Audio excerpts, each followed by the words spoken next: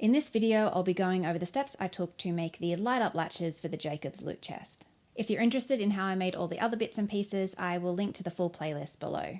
So this latch went through a few different iterations over the past 5 years. My original plan was to use these glass lids and metal rings and latches, but it wasn't going to be strong enough for the original struts I had on this, and it didn't look beefy enough for the overall build.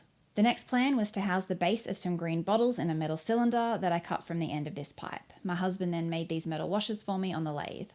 I then made a template in Photoshop using the concept art by Terin, Saylor and Everett. I'll link to their art stations below.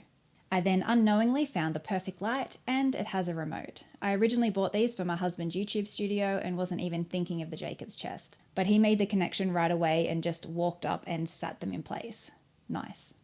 It would have saved me so much work if I just designed the cutouts around these instead. I would have also sunk them deeper, but it's too late for that.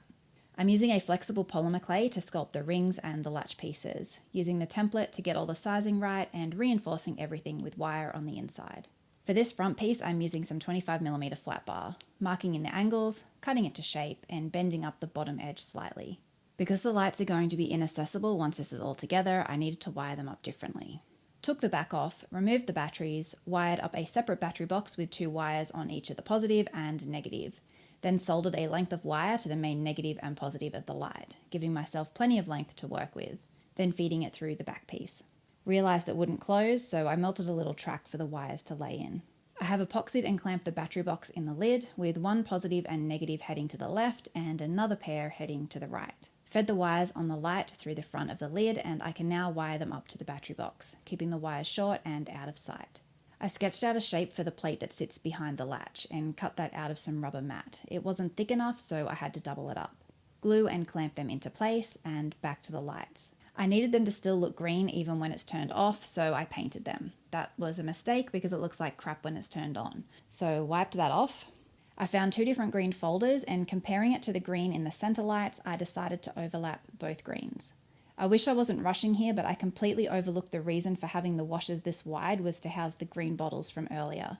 I should have made the center hole much larger to match the concept art, but it didn't occur to me until the day after I glued it in. I glued on the ring and latch piece, but only to the lid section. As you can see, I decided to just make this a fixed piece. Glued on some glass cabochons for the rivets, black undercoat on everything, then went in with a silver paint and it's starting to come together.